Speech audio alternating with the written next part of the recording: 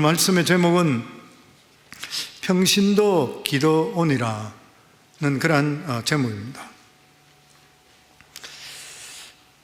믿지 않는 사람들은 살아가다가 어려움을 당할 때에 그 어려움을 이길 수 있는, 그리고 어떻게 해야 될지 방향을 잡지 못할 때가 참으로 많이 있습니다. 그래서 대책 없이 살아갈 때가 참으로 많이 있습니다. 그런데 예수 믿는 사람들은 어려움이 있을 때 해답은 아주 간단합니다. 그것이 뭐냐면 성경적인 신앙으로 다시 돌아가는 거예요. 왜 그러냐면 성경 안에 인생의 모든 해답이 다 있기 때문인 것이에요. 오늘 성경 말씀에 보면은 앞부분에 읽지 않았는데 이스라엘은 병으로 따지면은 중병에 걸렸습니다. 환자로 따지는 것은 아주 중환자인 것이요. 그것은 이스라엘 민족들이 이 미디안 민족들에게 무력으로 굴복돼서 압제당하고 있으며 엄청스러운 어려움을 당하고 있었습니다. 그래서 이스라엘 백성들은 여러 가지 모양으로 해결하려고 노력했지만 해결할 수가 없었고 다른 어떤 방법도 소용이 없었습니다. 결국 그들의 어려움은 점점 깊어갔습니다. 이때 이스라엘 백성들이 마지막 방법을 사용했습니다. 그것이 바로 하나님께 부르짖는 것이었습니다. 그럴 때 하나님께서 이스라엘 백성들의 부르짖음을 들으시고 응답을 해 주셨습니다. 우리들도 인생길에서 어려움이 생길 때에 가장 먼저 해야 될 것이 뭐냐면 하나님께 나와 부르짖어야 됩니다. 아멘. 우리가 하나님께 나와 부르짖는 것은 절대로 시간 낭비가 아닌 것이요. 우리가 이렇게 주일날 나와서 하나님께 예배드리고 우리가 하나님께 나와서 새벽제단 쌓고 우리가 금식기도 하고 이런 모든 일들은 절대로 웨이스되는 것이 아니에요. 하나님께 살아계시고 하나님께 지켜보시기 때문에 이것은 우리가 투자하는 데 대해서 30배, 60배, 100배로 하나님의 축복해 주실 줄을 믿습니다. 그리고 인생의 가장 큰 이문 남는 장사가 우리가 하나님 기뻐하는 일을 하는 거예요. 아멘. 우리가 힘들고 답답할 때마다 하나님께 나와서 부르짖고 기도하게 될 때에 하나님께서는 들으시고, 뿐만 아니라 우리 삶 속에 가장 중요한 것이 뭐냐면은 성경적인 신앙으로 가지 못하게 막고 있는 것들, 내가 믿음적으로 바른 하나님 말씀대로 바로 살아야 되는데 그것을 바로 살지 못하게 하는 여러 가지 요건들, 방해 조수들을 없애야 됩니다, 우리 삶 속에. 그래서 우리가 이 세상에도 능력 있는 삶을 사는 것은 오직 성경적인 바른 신앙을 갖는 것이에요. 사사기는 우리가 알고 있듯이 여호수아가 죽고 난 뒤에 이스라엘의 초대 왕인 사울 왕이 설 때까지 이스라엘 백성들이 가나안 땅에 300년 동안 왕 없이 가나안 족속들과 엎치락 뒤치락 서로 싸우면서 싸우는 역사를 기록해 놨습니다. 사사기에 여러 가지 특징이 있습니다만은 특별히 그 중에 이스라엘 백성들이 어려울 때 사사들이 등장해서 이스라엘 백성들을 위기에서 건졌습니다. 그런데 이 사사들이 왕이든지 군인이 아니었다는 거예요. 사사는 지금식으로 이야기하면 재판관입니다. 그런데 우리가 생각하는 그런 재판관이 아니에요. 법원에 있는 재판관은 아니고 그냥 백성들에게 상담해주는 그런 사람, 영어 성경에는 저지스도 있죠, 재판.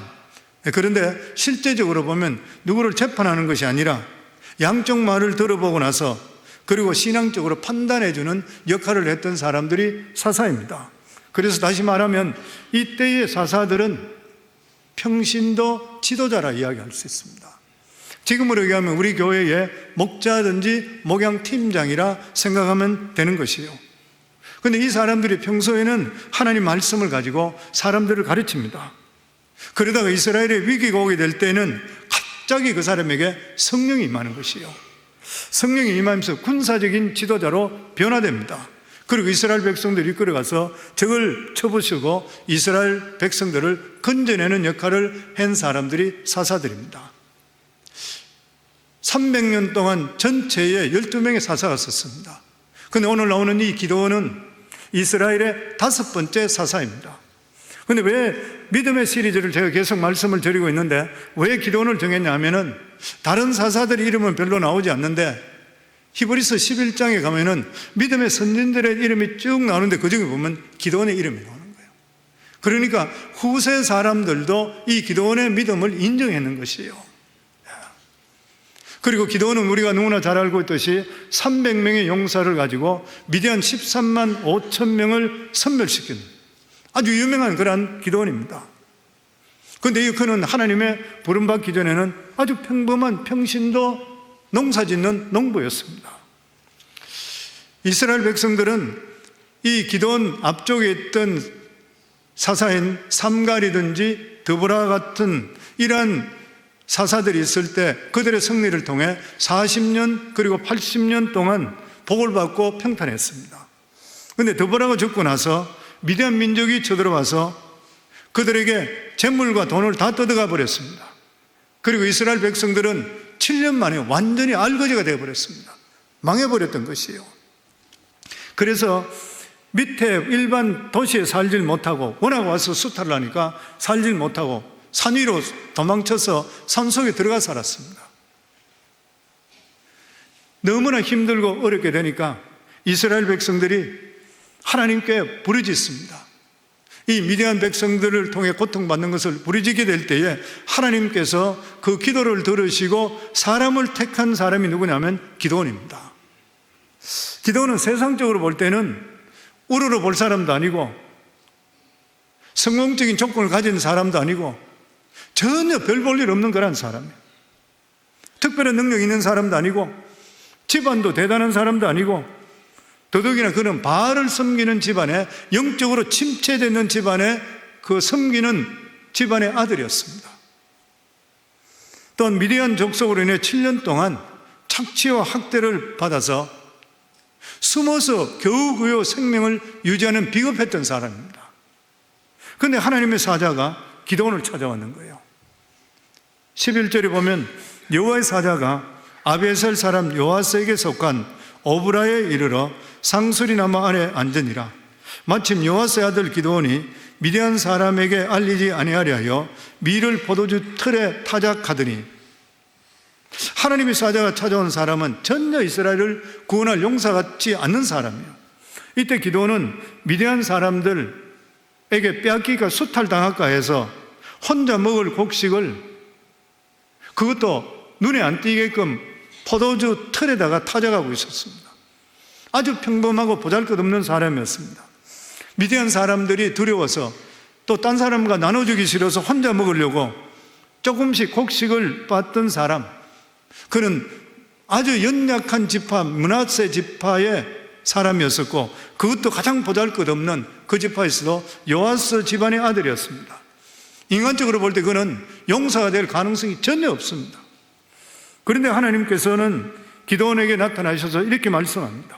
12절에 보면 여호와의 사자가 기드온에 나타나 이르되 큰 용사여 여호와께서 너와 함께 계시도다. 아주 심플한 말씀입니다. 별 볼 일 없는 사람한테 와서 하나님께서 큰 용사여, 그러고 나서 여호와께서 너와 함께 하시도다. 그러니까 겁도 많고 소심하고 비겁한 이 기드온을 보고 하나님의 사자가 와서 큰 용사라 부른 거예요. 어떻게 큰 용사가 될 수 있습니까? 그런데 여기 말씀을 보면 우리가 알 수 있는 것이 뭐냐면은 기드온에게 나타나야 될 큰 용사, 여호와께서 너와 함께 하시도다. 전혀 볼 일 없는 사람인데 하나님이 너와 지금부터 함께 한다는 거예요. 엄청 스러운 말입니다. 엄청 스러운 말인 것이죠. 이스라엘 백성, 믿는 사람들에게 가장 중요한 게 뭐예요? 하나님과 함께 하는 거예요. 아멘. 하나님과 함께 하게 되면은 겁쟁이고 그리고 소심한 사람이라도 큰 용사가 될 수 있습니다. 우리들에게 소망이 있는 이유가 어디 있어요? 우리 별 볼 일 없어요. 근데 우리가 믿음 생활을 바라시고 하나님의 영이 우리에게 충만하게 될 때는 큰 용사가 될 수 있다는 거예요. 저는 우리 성도님도 그래 될 뿐만 아니라 우리 교회에서 항상 그렇게 기도하듯이 우리 성도님들의 자손들에게 이러한 귀한 축복이면서 정말 미국과 전 세계를 이끄는 큰 인물이 수도 없이 배출되기를 제 이름으로 축원합니다. 우리 능력으로 안 돼요. 하나님 하시면 되는 거예요. 아멘. 성경에 사도행전에도 보면 그렇잖아요. 예수님 십자가에 못 박힐 때에 제자들이 무서워 다 도망갔습니다. 그런데 그들에게 하나님의 성령이 임하는 거예요. 하나님의 성령이 임하고 나서 어떻게 됩니까? 대제사장 앞에 담대하게 선포하는 거예요. 사도행전에 보면 베드로와 요한이 대답하여 이르되 하나님 앞에서 너희 말을 듣는 것이 하나님의 말씀 듣는 것보다 옳은가 판단하라. 우리는 보고 들은 것을 말하지 아니할 수 없도다. 그러니까 능력의 기준이 어디예요? 능력의 기준이 나에게서가 아니라 하나님에게서요. 인간의 지식에서가 아니라 하나님이 주시는 능력이라요. 솔로몬 같은 사람도 인간적으로 볼 때는 굉장히 열악하고 별 볼 일 없는 사람인데 어느 날 갑자기 하나님께 일천번째 드리고 나서 하나님의 지혜의 영이 들어옴을 통해 사람이 완전히 바뀌어버립니다. 지혜 사람으로 바뀌는 것이죠. 우리에게 능력 주시는 자 안에서 우리가 능치 못함이 없다는 그 하나님 말씀이 우리 속에 임하게 되어 있는 것이에요. 그렇기 때문에 우리 인생의 성공은 어디서부터 시작됩니까? 하나님을 아는 데부터 시작되는 거예요. 아멘. 그래서 성경 잠언에는 여호와를 경외하는 것이 모든 지식의 근본이라 그랬어요. 하나님 모르는 사람은 아무리 똑똑하더라도 하늘나라 법으로 볼 때는 무식한 사람인 것이고 절망으로 떨어질 밖에 없는 것이에요. 하나님을 알면서부터 인생은 시작되게 되어 있습니다. 아브라함도 75세까지는 기록이 하나도 없잖아요. 75세 때 하나님 만나고서 위대한 복의 사람이 됐습니다. 모세도 마찬가지잖아요. 호렙산에서 하나님 만나고 나서 80세부터 인간이 인생이 다시 시작하는 것이에요. 에녹도 그랬잖아요. 65세까지는 기록도 없어요. 그런데 65세 때 하나님 만나요. 65세 때 만나고 나서 300년 동안 하나님과 동행하고 하나님부터 산채로 부름받게 됩니다. 그러니까 우리 인생 속에서 하나님 전에 알기 전에 인생은 기록도 없는 것이고 하나님 만나고 나서부터 인생이 복된 인생인 것입니다. 그렇기 때문에 우리 인생의 최대 성공은 하나님의 부르심이고 하나님 만난 줄 믿습니다. 오늘도 이 시간에 예수 믿으시면 아멘 하시기 바랍니다. 가장 큰 축복이잖아요. 왜냐하면 하나님 모르는 사람은 영원히 멀어 있는 사람이잖아요. 그렇기 때문에 세상만 바라보게 돼 있잖아요. 우리도 예수 믿기 전에는 세상이 제일인 줄 알잖아요. 공부 많이 하고 돈 잘 벌고 좋은 차 타고 좋은 집 짓고 사람들한테 인정받고 의시되려 하는 것이 누구나 다 가지고 있는 것이 그거는. 근데 우리가 진짜 예수 믿고 이 세상이 끝이 아니고 끝나고 나면 영원한 것이 있고 하나님이 이 세상을 다스린다는 것을 알고 우리가 죄인이라는 것을 깨닫게 되고 예수 그리스도 보혈로 십자가를 깨닫게 될 때는 우리 자신들이 어떻게 돼요? 겸손해질 뿐만 아니라 우리가 영안이 뜨이면서 지금까지 내가 알았던 것이 반대되는 것이 너무 많이 있는 거예요. 아멘. 그래서 하나님의 사람들은 이전 것은 지나갔으니 보라 새 것이 되었다는 것이 인생이 완전히 바뀌는 것입니다. 아멘. 그런데 하나님께서는 우리가 이 말씀을 보면서 의문을 갖는 것이 수많은 사람들이 많이 있는데 그 당시 사람들이 다가 별 볼 일 없이 숲에 숨어서 살고 별 볼 일 없는데 불구하고 왜 왜 기도원을 찾아갔는가? 왜 그렇게 되는 것인가? 물론 하나님께서 우리를 택하는 것은 하나님의 주권에 달리기 때문에 우리 같은 자 택하는 거 우리가 알 수는 없습니다. 정확히는. 그런데 요아스가 대답한 것을 볼 때 우리가 왜 하나님이 이 사람을 찾은지 유추해 볼 수 있어요. 그것이 뭐냐면은 이 기도원은 수많은 사람 가운데서 그 가운데 지금은 압제 가운데 있는데도 불구하고 성경적인 신앙관을 가진 사람입니다. 성경적인 신앙관. 하나님께서 성경적인 신앙관을 가진 자를 오늘도 찾으시는데 찾으시는 이유가 뭐냐면은 성경적인 신앙관을 가진 자는 순수합니다. 믿음 자체가 순수한 거예요. 이렇게 순수한 자에게 하나님의 부흥을 주시게 될 때는 부흥이 폭발적으로 일어납니다. 그 사람을 통해서. 우리 13절 저희들 같이 읽겠습니다. 기도원이 그에게 대답하되 오 나의 주여 여호와께서 우리와 함께 계시면 어찌하여 이 모든 일이 우리에게 일어났나이까? 또 우리 조상들이 일찍이 우리에게 이르기를 여호와께서 우리를 애굽에서 올라오게 하신 것이 아니냐 한 그 모든 이적이 어디 있나이까? 이제 여호와께서 우리를 버리사 믿음 손에 우리를 넘겨주셨나이다 하니 기도원은 놀라운 겁쟁이인데 하나님께서 너와 함께 하신다 그러니까 강하게 반발합니다. 그는 하나님이 함께 한다는 건 사실이 아니라는 거예요. 만일 하나님께서 함께 하신다면 이스라엘 백성들이 이렇게 힘없이 능력없이 살아갈 수가 있느냐는 거예요. 그러면서 그가 이렇게 말합니다. 그의 조상들이 말한 출애굽 때 기적이 왜 지금 안 일어나는 거예요? 기도원은 성령대로 믿는 사람이었습니다. 그래서 과거에 출애굽의 기적이 있었다면 지금도 일어나는 것이 정상이라 믿는 거예요. 성도님이 굉장히 중요합니다. 교회 다니는 수많은 사람들이 출애굽에 나타나고 성경에 나타나는 여러 가지 기적들은 그때 기적이고 나하고는 상관없다고 믿는 사람이 수도 없이 많아요. 제가 이번에 책을 발간한다고 한국에 가서 기자들하고 인터뷰를 했잖아요. 인터뷰를 하는데 성령께 하신 일들을 이야기하니까 기자들이 안 믿어요. 예. 목사님 어떻게 그런 일을 합니까? 아니 하나님은 어제나 오늘이나 영토 토요일인데 왜 한 일이 납니까? 그러니까 자기들은 지금까지 배우고 수많은 목회자 인터뷰했는데 그렇게 하나님이 살아계신 거 아니고 성경적으로만 성경에 나와 있는 것만 그냥 믿으면 되지, 성경에 나오는 것만 잘 믿으면 되는 거지, 하나님이 나타난 놀라운 기사와 이적 이런 것은 일어났는 일 한 번도 들은 적이 없다는 거예요. 그런데 기도원은 성경에 나타난 일이 있다면 지금도 나타나야 되지 않습니까? 지금 그 말하고 있는 것입니다. 그러니까 하나님께서 기도원을 찾아갔던 이유가 바로 이 때문인 것입니다. 바로 이 사람은 성경을 성경대로 믿는 사람이에요.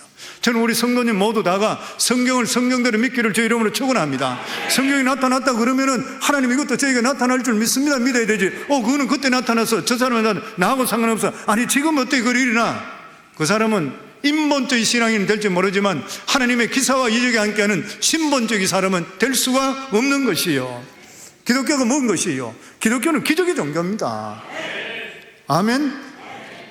많은 사람들이 기독교를 좋은 말씀 듣고 정신 수행하기 좋고 이 세상에 착하게 만드는 그런 종교다, 이 정도로만 생각하는데 기독교는 정신 수양이나 마음의 평안을 뛰어넘어서 기적의 종교, 기적의 종교. 인간의 이성과 상식을 뛰어넘는 기적의 연속입니다. 하나님께서 말씀 한마디로 천지 우주 만물을 창조하셨어요. 기적이잖아요. 진흙에서 생기를 불어넣고 인간을 만드셨어요. 기적이잖아요. 안전병이 일어나고 중풍병이 일어나고 죽은 자가 살아나는 거 기적인 것이에요. 홍해가 갈라지고 요단강이 마르고 500년의 기적, 모든 것이 기적이에요. 성경은 통틀어서 이야기하면 기적입니다. 뭐 그런 이야기 있잖아요. 신학교에서 가르치면서 교수가 심신하게 있는 교수는 가르치며 이 구약부터 보면서 이것은 옛날에 있었지만 지금 뭐 확실히 있는지 없는지 모르고 경험을 하나님 경험 못했으니까 그런 식으로 계속 가르치는 거예요. 계속 가르치니까 나중에 그 기적이라는 거 다 빼버리니까 학생 하나가 그 기적을 다 빼버리면 남는 게 뭐 있습니까 하니까 껍질만 남더래요. 성경은 창세기부터 요한계시록까지가 기적입니다. 우리가 예수를 믿는다는 자체가 기적이잖아요. 십자가에 못 박혀 죽으신 것이 어떻게 나를 위해 죽었다는 우리가 어떻게 믿을 수 있어요? 그리고 어떻게 죽은 자가 3일 만에 다시 살아나는 것을 우리가 아멘하고 믿을 수 있어요? 기적이잖아요. 근데 왜 그 기적은 믿으면서도 불구하고 하나님 말씀이 나오는 이 기적들은 안 믿냐는 거예요. 기독교는 기적의 종교입니다. 성도님들이 기적을 기대하면 하나님께서 기적대로 이루어질 줄을 믿습니다. 아멘. 사람들에게 기적을 가로막고 있는 게 뭐예요? 불신앙 때문에 그래요. 불신앙 때문에 그런 것입니다. 항상 기억하세요. 하나님은 어제나 오늘이나 영원토록 동일하십니다. 아브라함의 하나님, 이삭의 하나님, 야곱의 하나님은 지금도 살아계신 하나님의 아버지시요. 아멘. 그리고 기도원은 무기력한 종교에 대해서 절망하고 환멸했습니다. 그는 정말 생동하는 신앙을 갖길 원했던 거예요. 하나님 함께 계신다고요? 함께 계시는데 우리가 이 모양으로 살아요? 우리가 이런 재앙이 무슨 말입니까? 무슨 말이에요? 하나님이 살아있다고요? 나에 있는 이 절박한 문제 해결하지 못하는데 어떻게 하나님 살아있다 할 수 있어요? 그 말이잖아요. 기도는 그 당시에 형식적이고 그리고 의식적인 종교에 대해 심히 반발했습니다.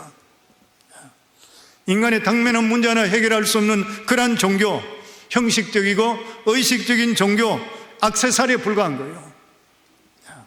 정말 참된 종교라면은 죄에서 그리고 질병에서 마귀의 올무에서 그리고 저주에서 절망과 죽음에서 해방시켜 줘야 되는 것이에요.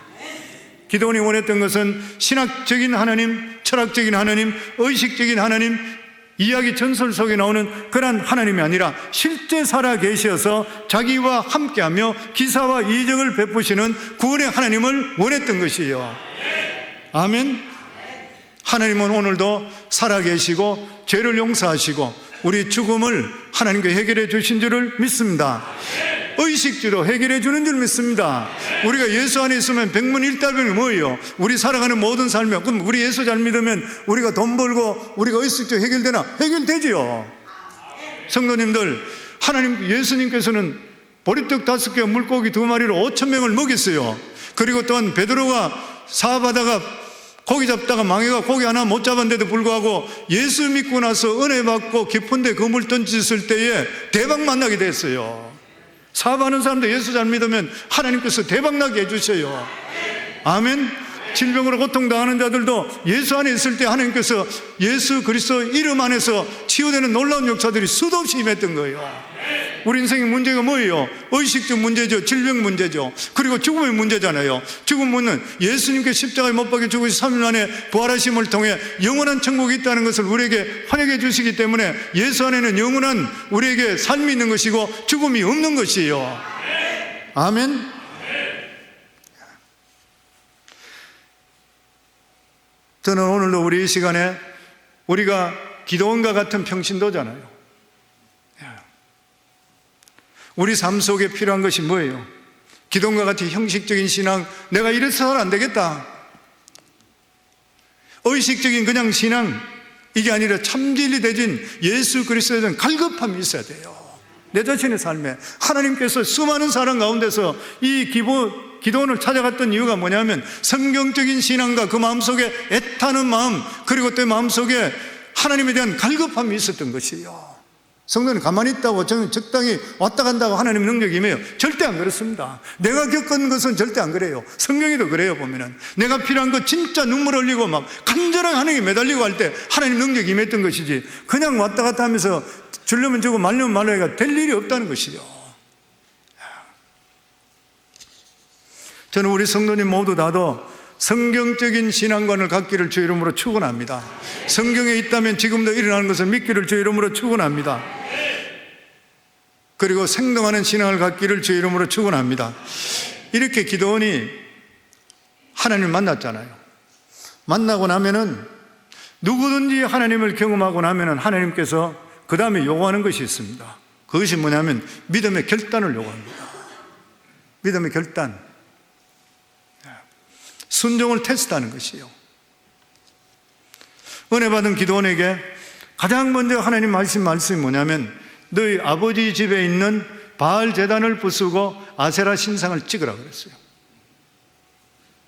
그리고 나서 너희 아버지가 아끼는 이 7년 된 수소를 제물로 바치라 명령합니다. 그 은혜 받은 기도원에게 주신 말씀이 두 가지요. 우리 25절에 26절에 보면 그날 밤에 여호와께서 기도원에게 이르시되 내 아버지에게 있는 수소 곧 7년 된 둘째 수소를 끌어오고 내 아버지에게 있는 바알의 제단을 헐며 그 곁에 아세라상을 찍고 또 이 산성 꼭대기에 내 하나님 여호와를 위하여 규례대로 한 제단을 쌓고 그 둘째 수소를 잡아 내가 찍은 아세라 나무로 번제를 드릴지나 하시니라. 기도원에 주신 두 가지 말씀이요. 첫째는 우상 제거. 이스라엘의 하나님의 능력을 마비시킨 것이 우상 때문이에요. 이스라엘 안에서 하나님을 떠나게 했던 것이 우상입니다. 오늘날 이야기하면 우상 나는 안 섬깁니다 이렇게 이야기할지 몰라요. 우리 어디가 저라고 하는 건 아니니까. 근데 우리 속에 하나님께 가는 것을 막고 있는 것이 있다면 다 우상입니다. 내가 믿음적으로 정진하는 일을 막고 있는 일이 있다면 다 우상인 것이에요. 그것이 무엇이? 그게 제어지지 않고는 하나님의 능력이 아니옵니다. 우리 능력을 막고 있는 것이 내 자신을 막고 있는, 그것이 내가 심취하고 있는 어떤 오락일 수도 있고, 내가 사업일 수도 있고, 여러 가지로 자기가 생각해 보면 돼요. 그리고 두 번째가 뭐냐면은 예배 회복입니다. 내 아버지 수소 곧 7년 된 둘째 수소를 끌어내서 제단을 쌓아라. 하나님께서는 가장 흠이 없는 것으로 중단된 하나님께 대한 예배를 회복하라. 이것은 오늘날 우리에게 너무나도 중요한 말씀입니다.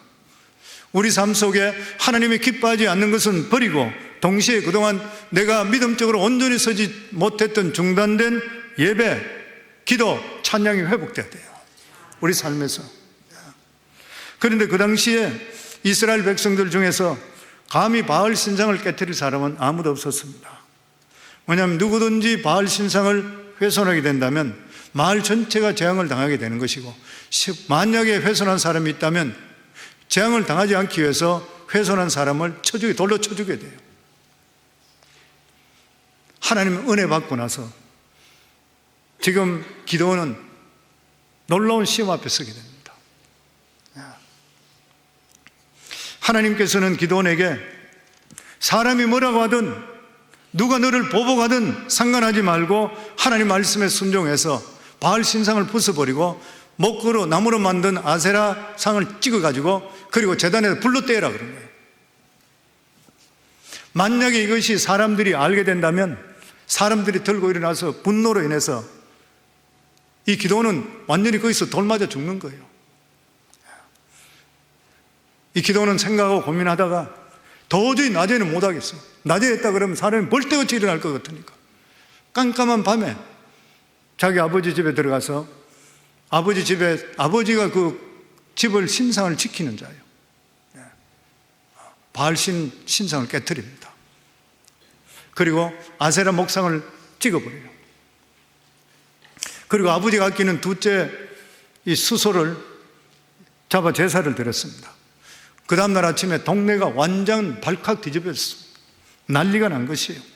28절에 30절에 보면 그 성읍 사람, 우리 같이 읽을까요? 그 성읍 사람들이 아침에 일찍 일어나 본즉 바알의 제단이 파괴되었으며 그 곁에 아세라가 찍혔고 새로 쌓은 제단 위에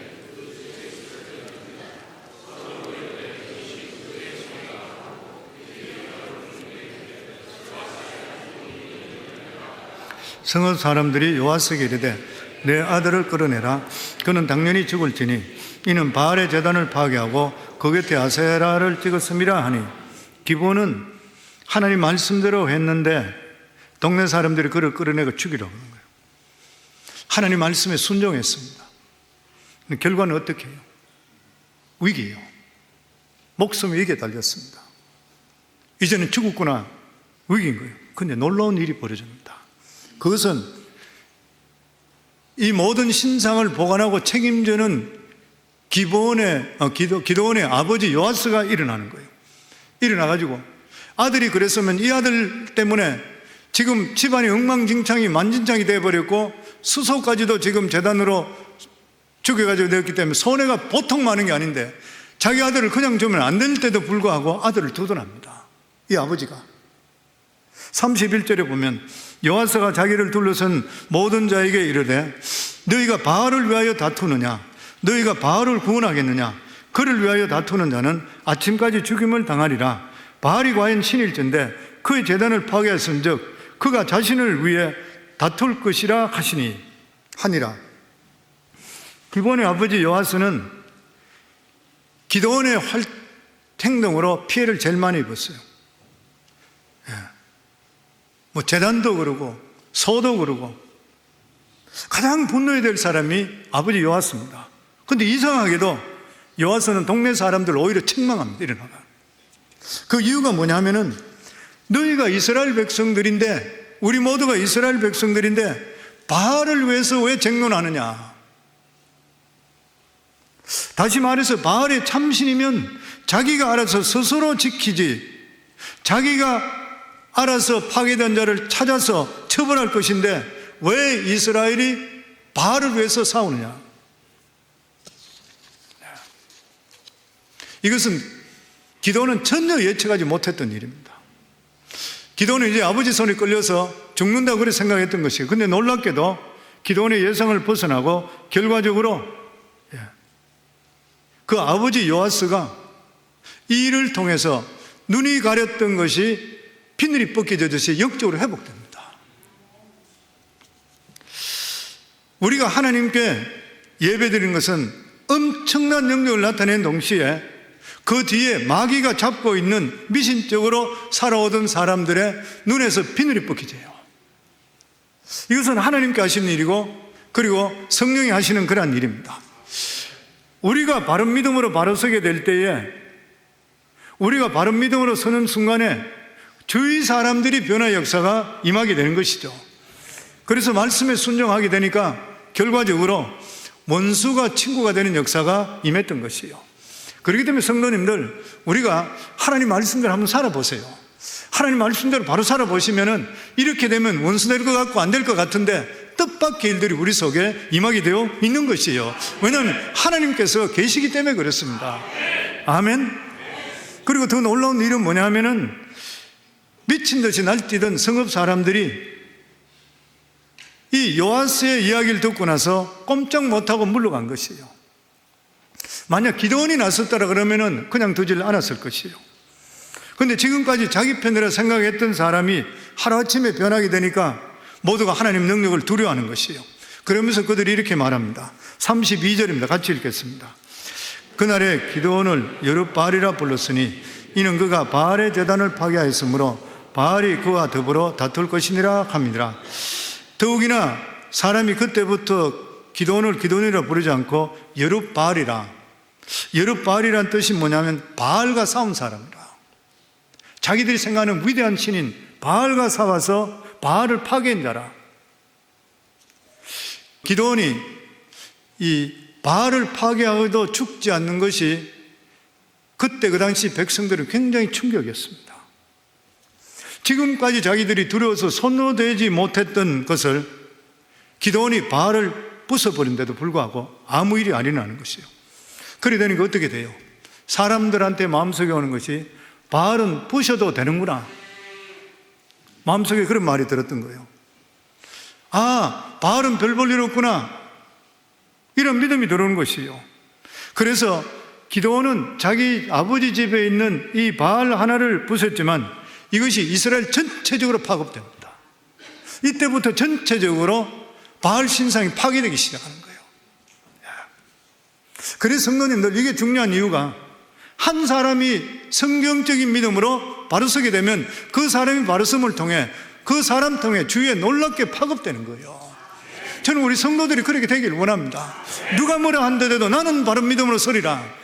내가 바른 믿음으로 설 때 그 사람 때문에 이스라엘 전체가 파급돼서 이 바알 신상을 깨트리는 운동이 일어나게 되는 거예요. 저희들이 바른 믿음 가져보세요. 한 사람이라도 바른 믿음 가고 타협하지 않고 내가 믿음으로 바로 살고 딴 사람이 볼 때는 안 된다 하더라도 하나님께서 말씀하니까 하겠다 하면은 그 파급이 어마어마하게 일어나는 거예요. 아멘. 이스라엘의 부흥이 이렇게 성경적인 신앙 가진 이 한 사람 때문에 전체적인 부흥이 일어납니다. 저는 우리 교회 부흥도 마찬가지라 생각합니다. 여러분들 위해서 부흥도 일어나겠지만 특별히 내가 성경적인 신앙을 가지고 나는 이 믿음대로 바로 살겠다. 한 사람이 바로 서면 그 사람 한 사람 때문에 그 사람이 부흥의 시초가 되고 불쏘시게 될 줄을 믿습니다. 아멘. 하나님 말씀에 순종하게 될 때 어떻게 해요? 어려운 일이 생긴다 하더라도 그 인생은 반드시 성공하는 인생이 됩니다. 귀하게 쓰임받는 인생이 돼요. 이 기드온은 평신도로 있는데 성경적인 신앙으로 택함을 받게 됐죠. 그리고 믿음을, 하나님을 알게 되는 순간부터 목숨을 거는 믿음의 결단을 하게 됐습니다.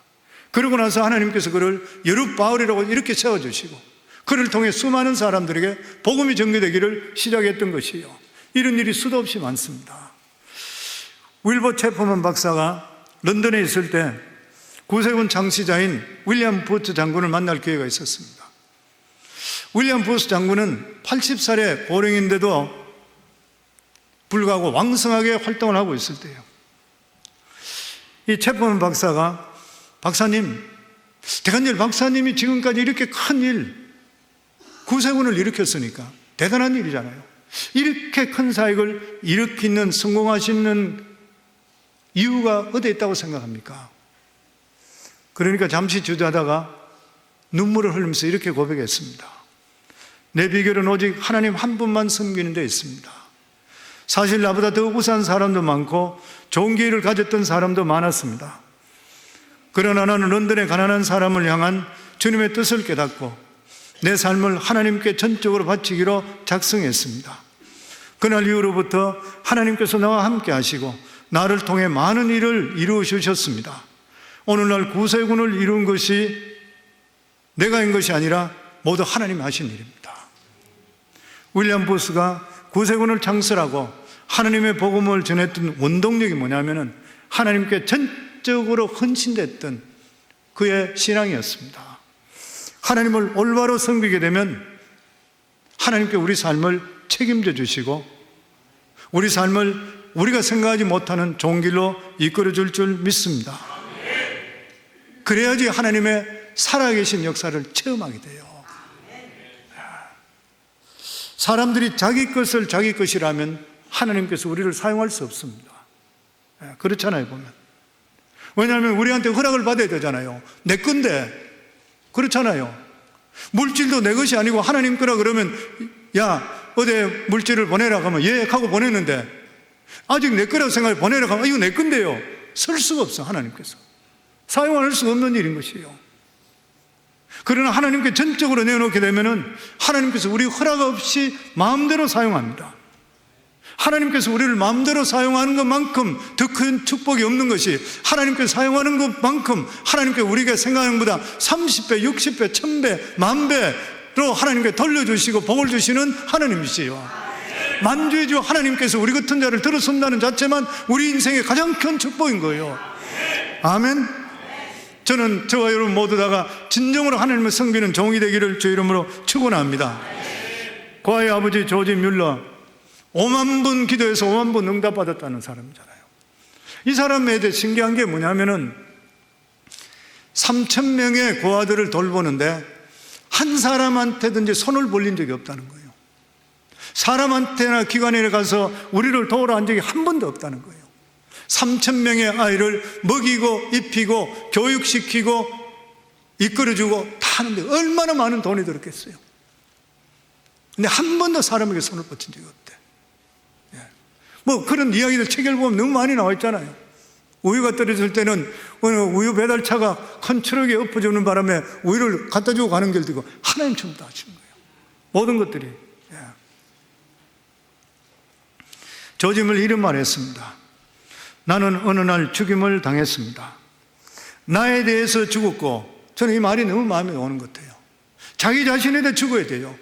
사람이 신앙이 있다고 하는데도 불구하고 자기 의의가 살아있는 사람이 많습니다. 믿음 이야기할 때는 잘하는데도 불구하고 그래도 그 안에서 인정받고 싶은 의의가 살아있는 경우가 많아요.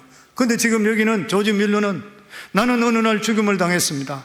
나에 대해서 죽었고 내 의견에 대해서 죽었고 나의 선택에 대해서 죽었고 내가 좋아하는 것에 대해서 죽었고 나의 의지에 대해서 죽었고 세상에 대하여 죽었고 세상의 칭찬과 책망에 대해 죽었고 심지어 친구와 형제들에도 죽었습니다. 나는 오직 하나님에 대해서만 살아있습니다. 그러니까 마음의 묵상까지 응답되는 거예요. 하나님에 대해서만 살아있으니까 하나님께서는 그를 통해서 위대한 일을 이루신 것이요. 우리가 예수 믿는다는 것은 나의 의, 나의 자랑, 십자가에 못 박는 겁니다. 진정한 신앙인은 자기 의를 드러나지 않는 거예요.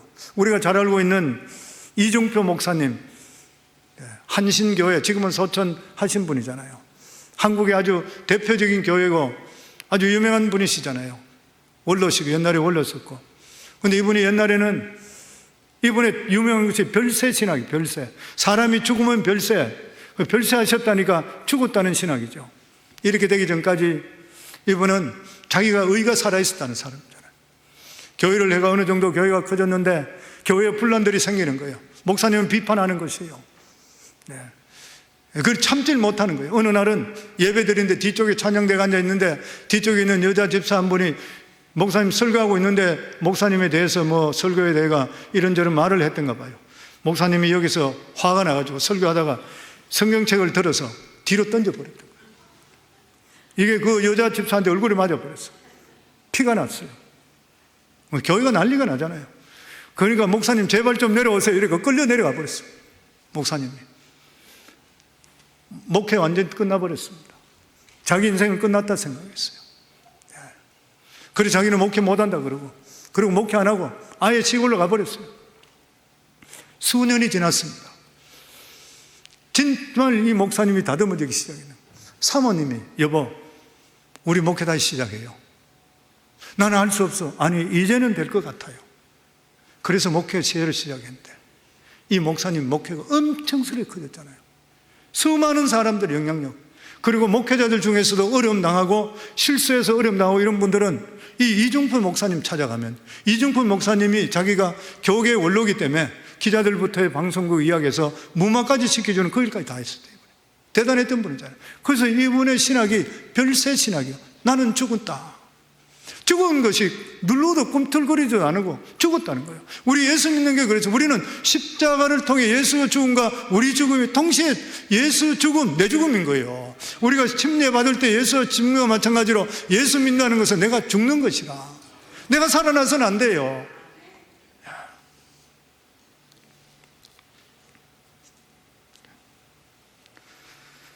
저는 우리 성도들 모두 다가 정말 예수 그리스도로 말미암아 같이 십자가에 못 박혀 죽으시고 내 자신은, 내 의는 드러나지 않는 우리들이 될 때에 정말 하나님께서 귀하게 들어설 수 있는 그릇이 될 줄을 믿습니다. 아멘. 예. 그러고 나서 우리가 기도원을 통해서 저희가 배울 수 있는 게 뭐냐 하면은 기도원의 기도입니다. 우리가 잘 알고 있듯이 기도원이 기도할 때에 양털과 그리고 물이 적고 안 적고 하는 것, 그 관계를 우리가 너무나 잘 알고 있습니다. 그때에 보면은 하나님께서 이러한 능력을 받아 있고 했을 때에 모든 것들이 다가 해결돼야 되는데 갑자기 미디안 연합군을 통해서 이스라엘에 쳐들어오기 시작했습니다. 그랬을 때에 하나님께서 두 가지를 이야기했습니다. 두 가지 이야기했는 것이 뭐냐 하면은 하나는 하나님께서 이러한 위기에 처해졌을 때에 기드온에게 성령을 보내신 것이고 두 번째는 나팔을 불게 했습니다. 이스라엘 백성들은 지금까지 한 번도 성령을 체험해 본 적이 없었습니다. 사사기 6장 34절 저희들 같이 한번 읽도록 하겠습니다.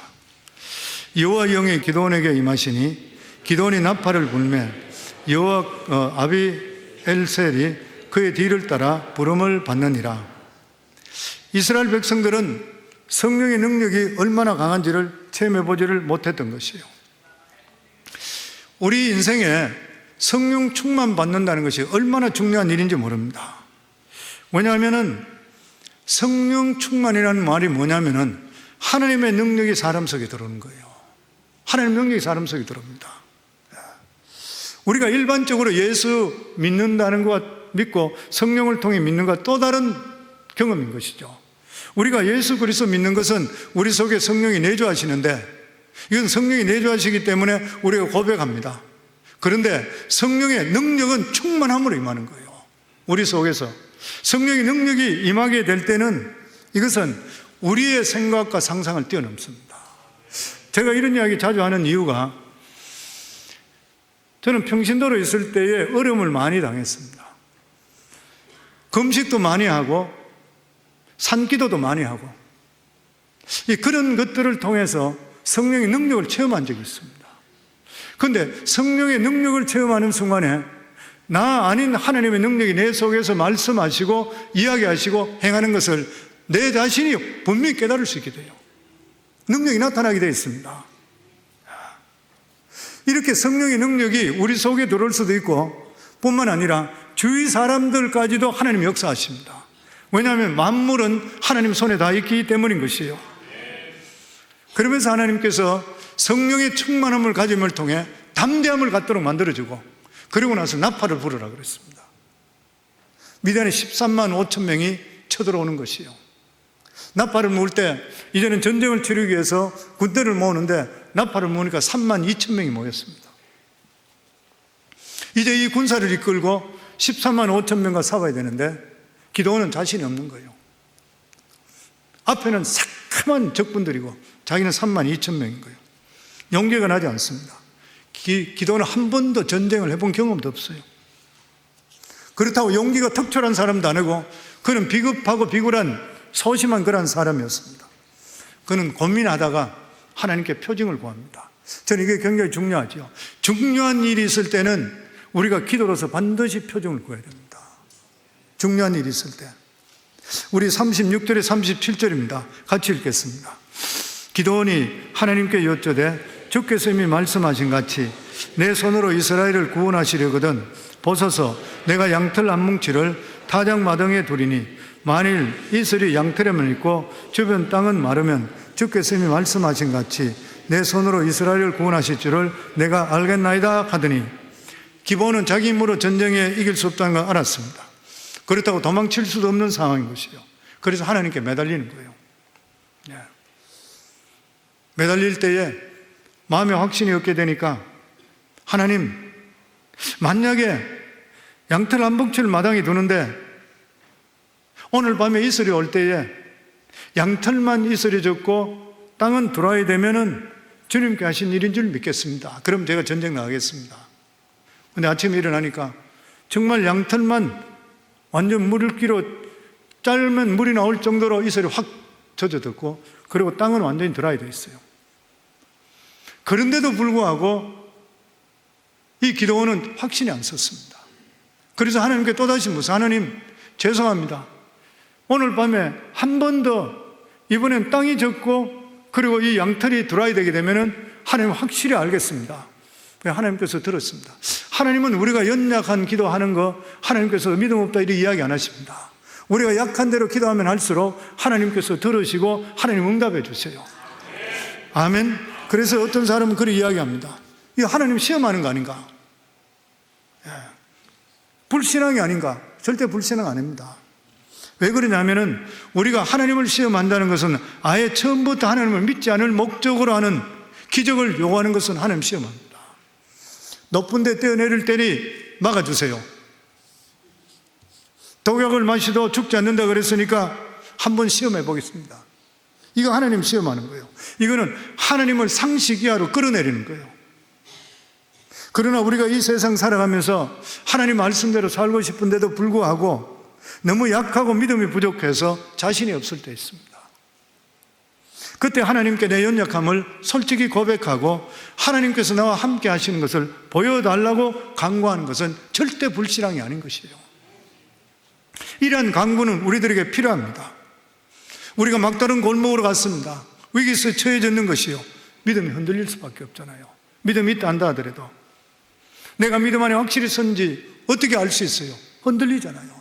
그래서 우리가 진짜 중요한 일들, 결혼한다든지 집을 이사 간다든지 사업을 새로 시작한다든지 어떤 데 어느 것을 내가 가야 될지 구분을 하지 못하고 이럴 때는 하나님께 표징을 구해야 됩니다.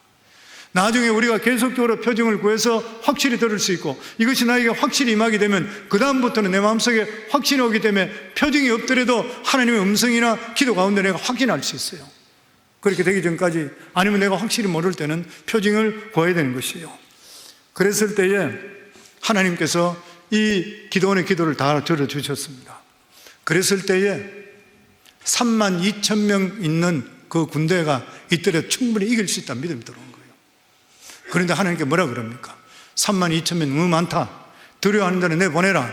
그러니까 거기 모이는 사람들에게 전쟁이 두려운 자는 떠나라 하면 22,000명이 떠나버렸습니다. 10,000명밖에 남지 않았습니다.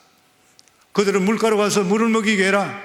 10,000명을 물가로 물을 먹이러 갔는데 거기에 물을 먹으라 그랬더니만 300명만 조금씩 앉아서 개가 물을 핥듯이 핥아먹고 언제든지 뛰어날 준비하고 있고 나머지 9,700명은 물에 들어가 머리 박고 있고 자기대로 그냥 이래 아주 널널하게 퍼져 있는 모습이에요. 그게 하나님께서 조금씩 앉아서 물을 핥고 있는 사람만 제게 오고 9,700명 보내라. 그래서 9,700명 보내버려요. 300명 남게 됩니다. 300명. 300명을 어떻게 13만 5천 이길 수 있어요? 그런데 기드온에게는 믿음이 있어요. 어떤 믿음입니까? 하나님의 약속의 말씀이 있는 거예요. 왜냐하면 양털을 그리고 드라이 되고 적게 하는 거 2번이나 겪었잖아요. 2번이나 하나님께 보여주시기 때문에 몇 명이 되더라도 하나님께서 일을 하시기 때문에 이길 수 있다는 그런 믿음과 능력이 거기에 있었던 거예요. 우리 삶에도 똑같습니다. 성도님들, 하나님 자체를 우리가 경험하게 되게 되면은 내 앞에 어떤 태산의 앞에 맞고 있다 하더라도 어떤 어려움이 있다 한다 하더라도 여기까지 하나님께서 보여주시고 확실하고 나에게 응답해 주시다면 담대히 나올 수 있게 되는 거예요. 하나님께서 오늘도 평신도인 이 기도원을 이렇게 택했는 그런 이유가 됐어요. 기도원은 자기 자신이 연약한데도 불구하고 하나님이 살아계시다면 오늘날에도 똑같이 하나님의 역사가 임해야 된다는 성경적인 신앙관을 가졌습니다. 그리고 내가 이렇게 믿어서는 안 되겠다고, 왜 우리가 예수 안에 있는데도 불구하고 내 사랑하는 사람이 이렇게밖에 되지가 않는 것인가, 자기 자신을 돌아보게 됐던 거예요.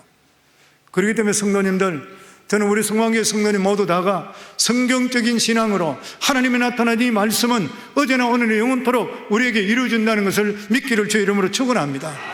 그리고 딴 사람은 누가 뭐라 한다 하더라도 나 혼자라도 올바른 믿음 바로 가질 수 있기를 주의 이름으로 축원합니다. 그리고 하나님께서 말씀하시는 그러한 말씀이면 정말 내가 잘못되는 이거 터놓으시면 안 될 것 같다 하더라도 하나님은 확실한 인정이 있고 말씀이 있으면 그 길을 갈 수 있는 성도들이 되기를 주의 이름으로 축원합니다. 그리고 기도하실 때에 확신이 없을 때는 반드시 표징을 구해서 중요한 일들은 하나님의 사인을 받으시고 그 길을 가서 실패 없는 성공하는 삶을 사는 이러한 평신도 기도원 같은 우리 모두가 되기를 주의 이름으로 축원합니다.